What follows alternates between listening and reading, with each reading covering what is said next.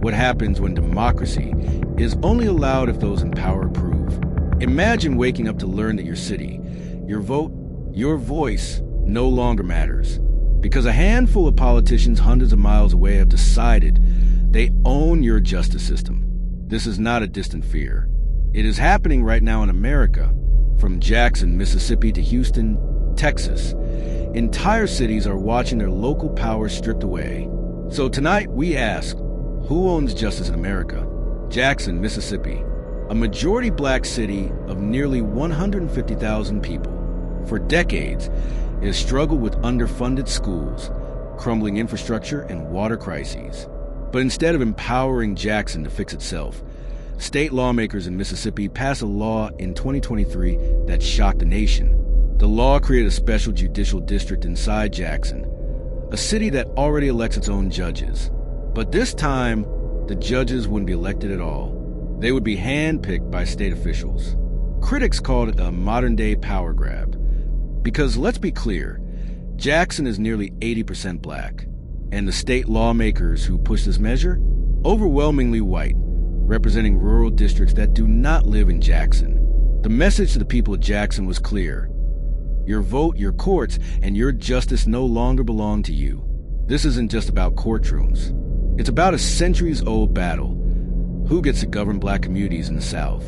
And in 2023, it felt like history repeating itself. Travel west, and you'll find another battlefield, Texas. Here, the fight is not just about courts, but about control of entire cities. Texas has some of the largest urban centers in the country: Houston, Dallas, Austin, and San Antonio. These cities lean Democratic, diverse, and progressive, but the state legislature, deeply Republican.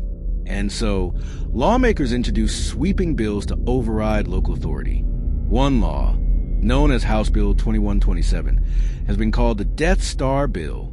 Why? Because it wipes out dozens of local ordinances, covering everything from worker protections to housing rules. Cities that try to pass ordinances requiring water breaks for construction workers in 100-degree heat, gone. Local bans on payday loan abuse, stripped. Even attempts at police reform after George Floyd's murder, blocked at the state level. The state's message: you don't get to decide how to run your own city. And with Texas being home to 30 million people, more than the population of Australia, these policies affect millions of lives. Supporters say this creates consistency, but critics argue it is a deliberate attempt to silence the voices of diverse, urban, Democratic-leaning populations. If all of this sounds familiar, that's because it is. After the Civil War, during Reconstruction, newly freed black Americans gained political power for the first time. Cities across the South elected black officials, built schools, and reimagined democracy. But what followed was violent backlash. Jim Crow laws, disenfranchisement.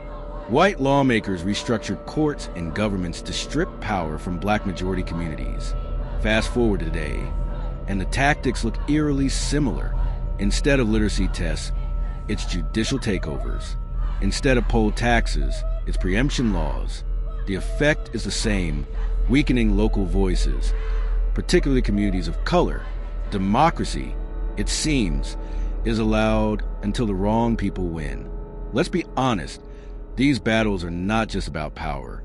They're about race. In Jackson, the unelected judges will preside over one of the blackest cities in America. In Texas, the urban centers being silenced are the most racially diverse parts of the state.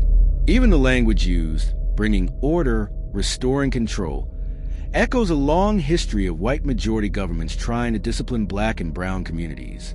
Civil rights groups warn this is not just a policy debate. It's a democracy crisis.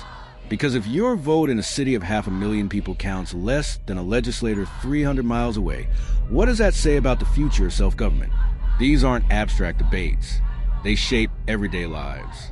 Think about a worker in Houston, forced to labor in 110-degree heat with no guaranteed water break. Think about a mother in Jackson, whose child's case is now decided by a judge she never got to elect.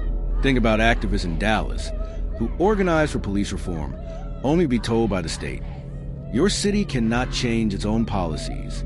When democracy is stripped away, what replaces it isn't neutrality, it's control. And for millions of Americans in blue cities, that control feels like punishment. You might be thinking, this is a Southern issue. Mississippi, Texas, but look closer.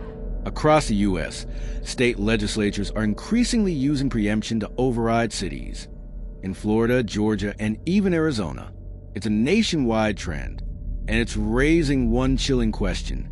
Do cities still have the right to govern themselves?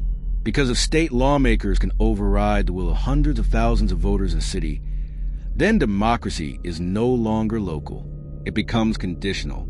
So here we are, 250 years after America declared independence, and we are still asking, who owns justice? Is it the people in our communities, casting ballots, shaping their neighborhoods, deciding for themselves? Or is it lawmakers who redraw the rules whenever the people vote the wrong way? Jackson's unelected judges, Texas's Death Star bill, they are not isolated stories. They are warnings. And if democracy can be dismantled in one city, it can be dismantled anywhere, because justice should never belong to politicians. It should belong to the people.